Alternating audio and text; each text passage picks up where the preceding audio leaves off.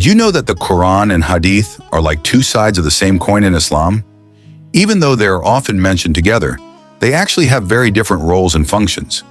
Behind these differences lie some fascinating facts you might not know. Let's dive in so you never mix them up again.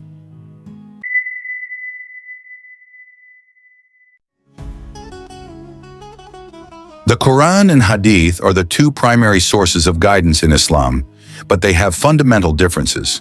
The Quran is believed to be the direct word of Allah, revealed to Prophet Muhammad, peace be upon him, through the angel Gabriel.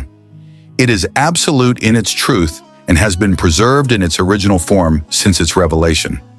On the other hand, the one Hadith Rishana consists of the sayings, actions, and approvals of Prophet Muhammad, peace be upon him, serving as an explanation and complement to the Quran. For example, in the Quran, Allah commands prayer. Established prayer is obligatory for the believers at prescribed times. Quran Surah An-Nisa, verse 103.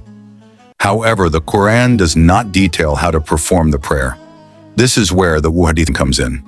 The Prophet Muhammad, peace be upon him, said, "Pray as you have seen me pray." The Sahih Bukhari. This hadith provides a practical example of the movements, recitations, and number of units, rak'ahs, in prayer. Another example is zakat, obligatory charity.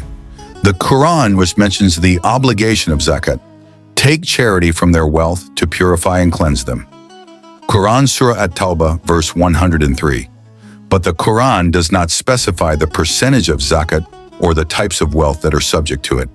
The Muhaddithin complements this by explaining that Zakat al-Fitr is one shar, approximately 2.5 kilograms, of staple food, and Zakat on wealth like gold, silver, or agricultural produce has specific thresholds, nisab, and percentages.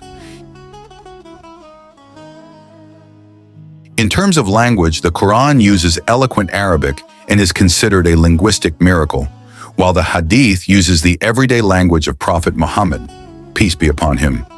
Additionally, the Quran holds the highest authority in Islam, so if there is any contradiction between the Quran and Hadith, the Quran takes precedence. However, the Hadith remains essential as it provides practical examples of how to implement Islamic teachings. The authenticity of the Quran is preserved through the memorization of millions of people, Hafiz, Hafiza, and its uniform written form in the Mus'haf. On the other hand, the authenticity of Hadith depends on the quality of its chain of narration, sanad, and its content, matan, leading to classifications such as Sahih, authentic, Hasan, good, and Da'if, weak. By understanding these differences, we can better appreciate both as complementary guides for life.